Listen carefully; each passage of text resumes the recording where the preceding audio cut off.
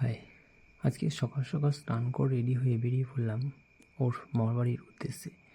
তো সেখানে যাওয়ার জন্য আমাদেরকে টোটো অথবা বাস ধরতে হতো। তো আমরা যে সময় পৌঁছেছিলাম সেখানে বাস সেই টাইমে ছিল না, যার জন্য আমি টোটোতে চেপে পড়লাম।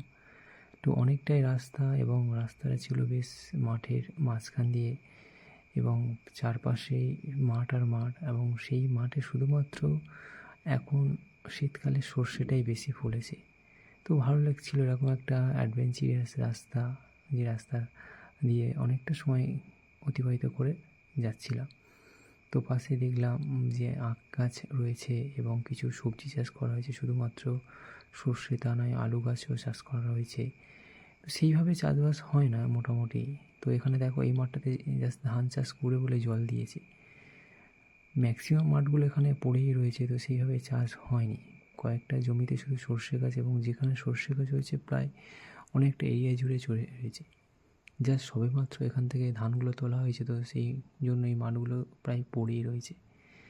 এবং এরকম রাস্তা মাঝখান দিয়ে যাওয়া বেশ ভালোই লাগে। ফাইনালি আমি ওর মামার বাড়িতে পৌঁছে গেলাম। এটা হচ্ছে ওর মামার বাড়ি। এটা হচ্ছে মাটির বাড়ি, এবং মাটির বাড়িটা হচ্ছে 3 তলা। আমি তো ঢুকেই অবাক, হচ্ছে গেট ছোটো মতো, তো আমি তো ঢুকতেই পারছিলাম না, যেহেতু দরজাটা অনেকটা ছোট এবং হাফ দরজা, টিনের চাল, মাটির বাড়ি, 3 তলা। তো ফার্স্ট টাইম এরকমই বাড়ি দেখলাম, তো বেশ ভালোই লাগছিল। এবং ঘরটার মধ্যে বেশ ঠান্ডা, প্রায় এসি মতো কাজ করে। এই দরজা দিয়ে আমি বারবার অনেকবার ঢুকছিলাম, বেরোচ্ছিলাম, দেখছিলাম কেমন লাগে এখন ছোটো একটা দরজা। দেখো ছোটো মতো জানালা, এবং সব কিছুই মাটির, এখানে কোনো কিছু পাকা ইটের ব্যাপার নেই। এই একটা দরজা, এটা হচ্ছে মেন দরজা, যেটা দিয়ে আমি উপরে উঠছিলাম।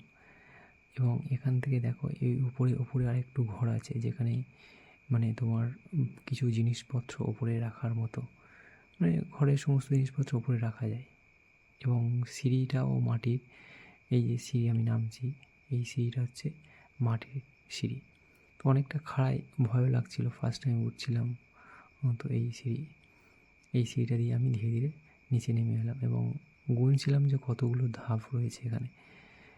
তো এটা আবার ঘরটাকে আবার দুটো ডিভিশনে ভাগ করা, একটাই সিঁড়ি এবং দুদিকেই দুটো ঘর রয়েছে, একটা ওই সাইডে ঘর রয়েছে আর একটা এই সাইডে। তো এটা হচ্ছে নিচের ঘর, যে নিচের ঘরে আমি ছিলাম। এবং ভাস্কর দিদা চা দিল, আমি চা খেয়ে নিলাম। দুপুরটা যদিও আমি চা খুব একটা খাই না, তবুও দিল, না করতে পারলাম না, চাটা আমি খেয়েই নিলাম। এবং চাটা বেশ ভালো হয়েছিল। ভাই জিজ্ঞাসা করছিল চাটা কেমন হয়েছে, বললাম ভালোই হয়েছে, থ্যাংক ইউ।